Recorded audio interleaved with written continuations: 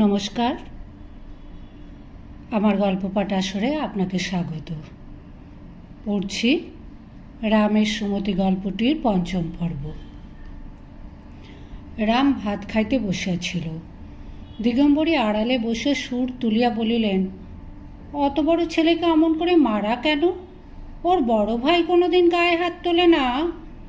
নেত্য কাজ করিতে করিতে বলিল, তুমি কম নাও দিদিমা, তুমি তো ওসব কথা মাকে এসে লাগাও। সে রাত্রে অত মার তাহার মোটেই ভালো লাগে নাই। রাম শুনিয়া চোখ পাকাইয়া বলিল, ডাইনি বুড়ি আমাদের সব খেতে এসেছে। দিগম্বরী চেঁচাইয়া উঠিলেন, নারায়ণী শুনে যা তোর দেওয়ারের কথা। নারায়ণী স্নান করিতে যাইতেছিলেন। ফিরিয়া আসিয়া ক্লান্তভাবে বলিলেন, পারি নে মা আর কথা শুনতে। সত্যি বলছি নেত্য, মরণ হলে আমার হাড় জুড়ল, আর সহ্য হচ্ছে না। ওরে ও বাঁদর, এখনো তোর পিঠের দাগ মেলোয়নি, এর মধ্যে সব ভুলে গেলি? রাম জবাব দিল না, ভাত খাইতে লাগিল। নারায়ণী আর কোনো কথা না বলিয়া স্নান করিতে চলিয়া গেলেন। উঠানের ওপরেই একটা পেয়ারা গাছ ছিল। ভাত খাইয়া রাম তাহার ওপরে উঠিল এবং নির্বিচারে কাঁচা পাকা পেয়ারা চর্বণ করিতে লাগিল। কোনোটার কতকটা খাইল, কোনোটার একটু কামড়াইয়া ফেলিয়া দিল। নিতান্ত কাঁচাগুলা নিরর্থক ছিঁড়িয়া এদিকে ওদিকে ছুঁড়িয়া ফেলিতে লাগিল।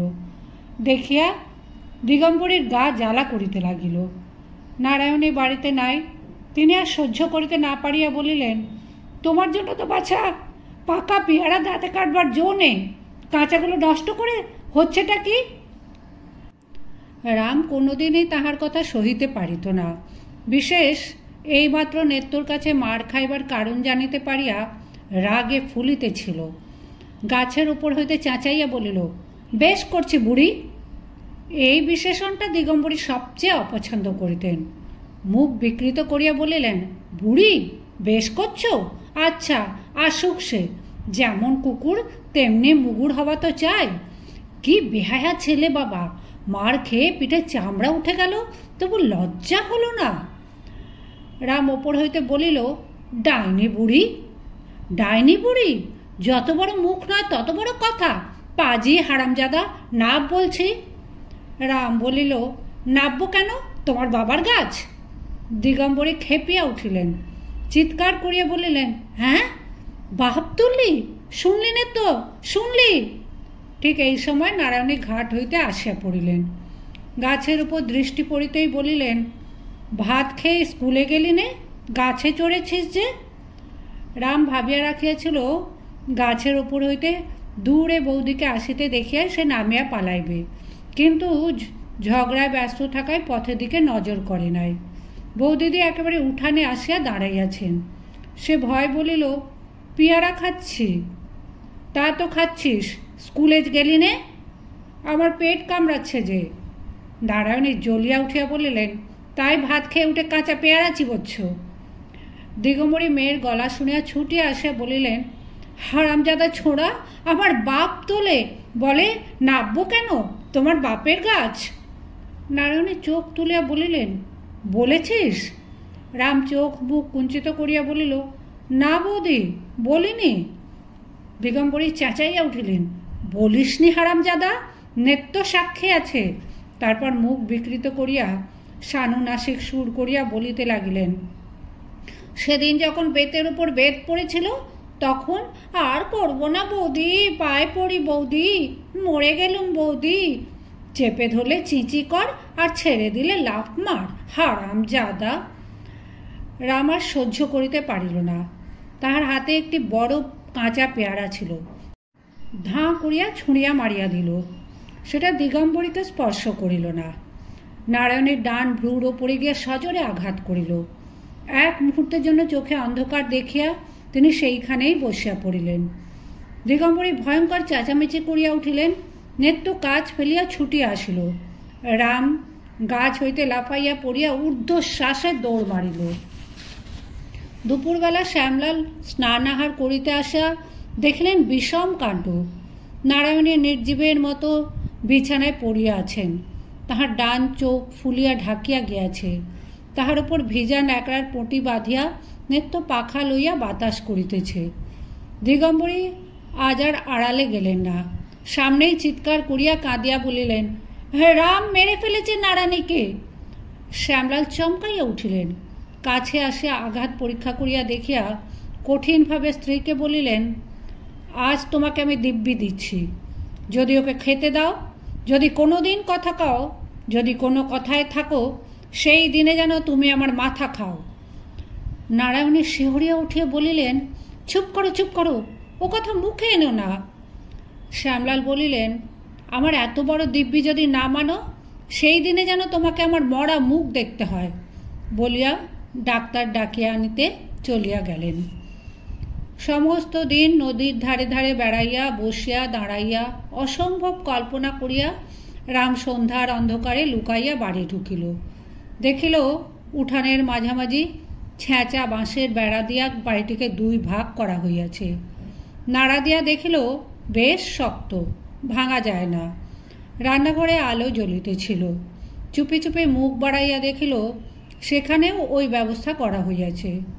ঘরে কেহ নাই, শুধু একরাশ পিতল কাঁসার বাসন মেজের ওপর পড়িয়া আছে। ব্যাপারটা যে কি তা ঠিক না বুঝিতে পারিলেও সকালবেলার কাণ্ডটার সহিত কেমন করিয়া যেন যোগ রহিয়াছে তাহা অনুমান করিয়া তাহার বুক শুকাইয়া উঠিল। তখন ফিরিয়া গিয়া সে চুপ করিয়া তাহার নিজের ঘরের মধ্যে বসিয়া বাটির অপর খণ্ডের গতিবিধি শব্দ সারা শুনিতে লাগিল। ইতিপূর্বে তাহার যে অত্যন্ত ক্ষুধাবোধ হইয়াছিল, এখন সে কথাও ভুলিয়া গেল। রাত্রি তখন বোধ করি 9টা। সে ঘুরিয়া গিয়া খিড়কির দরজায় ঘা দিতেই নেত্য কপাট খুলিয়া দিয়া সরিয়া দাঁড়াইল। রাম জিজ্ঞাসা করিল, বৌদি কোথায় নেত্য? ঘরে শুয়ে আছেন।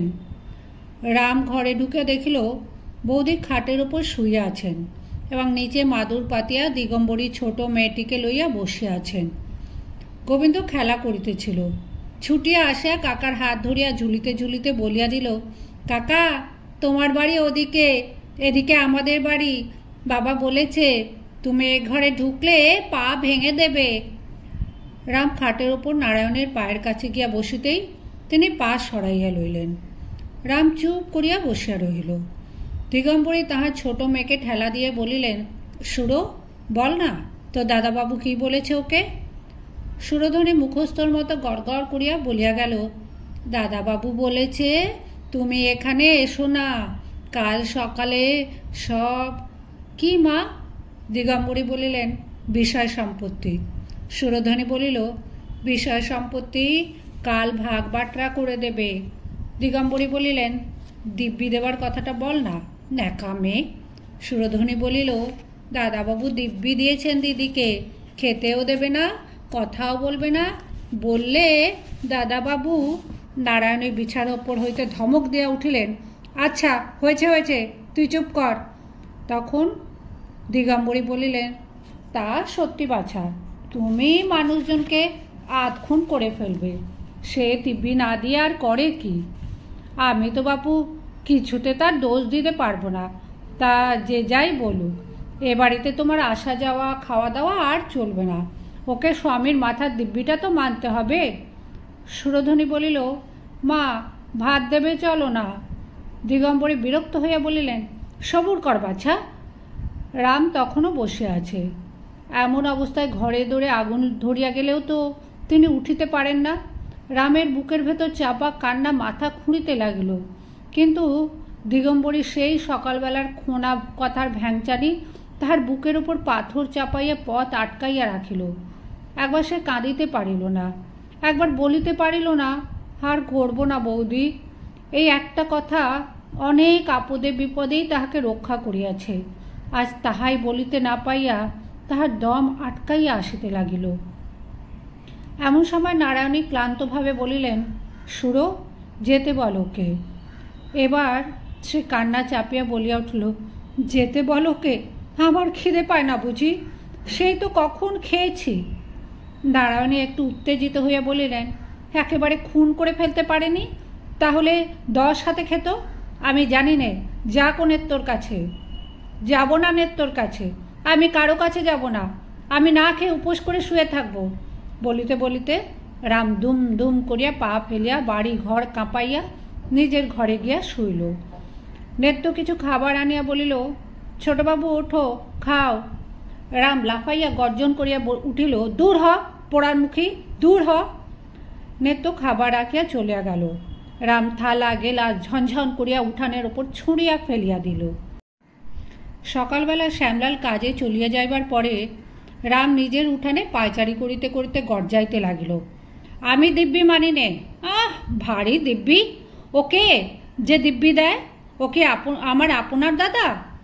ও কেউ নয়, ওর কথা আমি মানি নে। আমি কি ওকে মেরেছি? বুড়ি ডাইনিকে মেরেছি। ও তো শুধু বৌদিকে লেগেছে, তবে ওরা কেন দিব্যি দিতে আসে? এ সকল কথার কেউ জবাব দিল না। খানিক পরে সে সুর বদলাইয়া বলিতে লাগল, বেশ তো, ভালোই তো, নাই কথা কইলে, নাই খেতে দিলে। আমি মজা করে রাঁধবো, ভাত ডাল ভালো ভালো তরকারি মাছ, একলা বেশ পেট ভরে খাবো, আমার কি হবে? এ কথারও কেহ জবাব দিল না। তখন সে রান্নাঘরে ঢুকিয়া ক্ষণ ক্ষণ ঝনঝন শব্দে থালা ঘটি বাটি নাড়িয়া চাড়িয়া কাজ করিতে লাগিল। হাঁক ডাক করিয়া ভোলাকে চাল ডাল ধুইয়া আনিতে, তরকারি কুটিতে আদেশ দিল। সমস্তই নেত্য রান্নাঘরে রাখিয়া দিয়াছিল। ভোলাকে হুকুম করিল, তুই আমার চাকর, ও বাড়িতে যাস নে। ও বাড়ির কেউ যদি এদিকে আসে তার পা ভেঙে দিবি, বুঝলি ভোলা? নেত্য আসুক একবার এদিকে। নারায়ণী রান্নাঘরের বারান্দায় চুপ করিয়া বসিয়া শুনিতে লাগিলেন। দিগম্বরী কৌতূহলী হইয়া মাঝে মাঝে বেড়ার ফাঁক দিয়া দেখিতেছিলেন। খানিক পরে বড় মেয়ের কাছে উঠিয়া আসিয়া হাসি চাপিয়া ফিসফিস করিয়া বলিতে লাগলেন, আহা বাছার কি বুদ্ধি! উনি আবার ভালো তরকারি রেঁধে খাবেন। একটা পেতলের হাঁড়িতে প্রায় 1 কাঠা চাল গলায় গলায় তুলে দিয়ে রান্না চড়িয়েছে, তাতে জল দিয়েছে 1 ফোঁটা। একজন খাবে তো রাঁধছে 10 জনের, তাই বা সেদ্ধ হবে কি করে? পুড়ে আংড়া উঠবে যে। ওই হাঁড়িতে কি অত চাল ধরে না? ওইটুকু জলের কর্ম। আবার রাঁধিয়ে বলে দেমাক আছে। রাঁধি বটে আমরা, কিন্তু দেমাক করতে জানি নে। ভাত রাঁধবো তা এমন জল দেব আর দেখতে হবে না, চোখ বুঝে সেদ্ধ হবে। কই রাঁধুক দেখি আমার সঙ্গে, লোকে খেয়ে কারটা ভালো বলে দেখি। নারায়ণী মুখ ফিরাইয়া রহিলেন। নেত্য কাছে ছিল। সে বলিল, দিদিমার এক কথা, ও কি কোনোদিন 1 ঘটি জল গড়িয়ে খেয়েছে যে আজ রেঁধে খাবে? সে অনেক দিনের দাসী, এসব ব্যাপার তার ভালো লাগিতেছিল না। মায়ের দেখা দেখি সুরধনীও মাঝে মাঝে গিয়া বেড়ার ফাঁক দিয়া দেখিতেছিলেন। ঘণ্টাখানেক পরে ছুটিয়া আসিয়া দিদির হাত ধরিয়া টানাটানি করিতে লাগলো, ও দিদি দেখবে এসো, রামদাদা মা গো একেবারে কাঁচা ভাতগুলো শুধু খাচ্ছে, কিচ্ছু নেই দিদি, একেবারে শুধু ভাত। আচ্ছা দিদি, কাঁচা ভাতে পেট কামড়াবে না? নারায়ণী তাহার হাত ছুঁড়িয়া ফেলিয়া দিয়া উঠিয়া গিয়া বিছানার উপর শুইয়া পড়িলেন। সে যে কত দুঃখে কত বড় ক্ষুধার তাড়নে এইগুলা খাইতে বসিয়াছে সে কথা তাহার অগোচর রহিল না। দুপুরবেলা শ্যামলালের খাওয়া হইয়া গেল। দিগম্বরী ডাকাডাকি করিতে লাগিলেন, যা পারিস দুটি খেয়ে নে নারায়ণী, ওর তারও সে জ্বরের মতো হয়েছে, ওতে খাওয়া চলে? আমি বলছি খেতে হবে না। নারায়ণী মোটা চাদরটা আগাগোড়া মুড়ি দিয়া ভালো করিয়া শুইয়া বলিলেন, আমাকে বিরক্ত করো না মা, তোমরা খাও গে। দিগম্বরী বলিলেন, ভাত না খাস 2খানা রুটি করে দিই না হয়? নারায়ণী বলিলেন, না কিচ্ছু না। দিগম্বরী আশ্চর্য হইয়া বলিলেন, ও আবার কি কথা? কাল থেকে উপোস করে আছিস, আজ 2টি না খেলে হবে কেন? নারায়ণী জবাব দিলেন না। নেত্য আসিয়া বলিল, তুমি মিথ্যে বকে মরছো দিদিমা, ওইখানে দাঁড়িয়ে একবেলা চেঁচালেও ওকে খাওয়াতে পারবে না। জ্বর হয়েছে, একটু ঘুমোতে দাও। দিগম্বরী চলিয়া গেলেন। বলিতে বলিতে গেলেন, জানি নে বাপু, নাগলে টাগলে একটু জ্বর ভাব হয়, তাই বলে কি মানুষ উপোস করে পড়ে থাকে? আমরা তো পারি নে। বৈকালে নারায়ণী আবার রান্নাঘরের বারান্দায় আসিয়া বসলেন এবং যতবার নেত্য চোখে চোখে হইল ততবারই কি কথা বলিতে গিয়া যেন চাপিয়া গেলেন। রাম স্কুল হইতে ফিরিয়া আসিয়া হাত মুখ ধুইয়া দোকান হইতে মুড়ি মুড়কি কিনে আনিল। খাইতে খাইতে গলা বড় করিয়া বলিল, কি আর খেতে হলো আমার?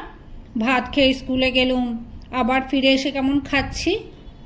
বেড়ার ওদিকে সকলেই রহিয়াছে, তাহা সে বুঝিল, কিন্তু সকালের মতো এখনো কেহ জবাব দেয় না দেখিয়া সে আরও অস্থির হইয়া উঠিল। চেঁচাইয়া বলিল, এদিকটা আমার সীমানা, কোনোদিন নেত্তকি কেউ যদি আমার সীমানায় আসে তখন পা ভেঙে দেব। এই পা ভাঙার ভয় সে ইতিপূর্বেও দেখাইয়াছিল, সেবারেও যেমন ফল হয়নি, এবারেও হইল না। কেউ ভয় পাইয়াছে কিনা বোঝা গেল না। সন্ধ্যার পর আলো জ্বালিয়া সে রান্নাঘরে ঢুকিয়া আবার চেঁচামেচি করিতে লাগিল, আমার কাঠ কই? আমি রাঁধব কি দিয়ে? আমার শিল নোড়া কই? আমি বাটনা বাটব কিসে? ও ঘর হইতে নেত্য বলিল, মা বলেছেন কাল শিলনোড়া কিনে দেবেন। না, আমি কেনার শিলনোড়া চাই নে বলিয়া সে কাঁদিয়া ঘর ছাড়িয়া চলিয়া গেল। খানিক পরে ফিরিয়া আসা বলিল, কেন আমার গণেশকে ধরালে? কেন আমাকে খোনা খোনা করে ও বুড়ি ভেঙালে? বেশ করেছি, গাল দিয়েছি, ও মরে আর জন্মে পেতনি হবে। দিগম্বরী চোখ কটমট করিয়া বলিলেন, শুনলি না রানী, শুনলি? এ সমস্ত পায়ে পা তুলে দিয়ে ঝগড়া করা নয়। নারায়ণী চুপ করিয়া অন্যদিকে চাহিয়াছিলেন, সেই দিকেই চাহিয়া রহিলেন।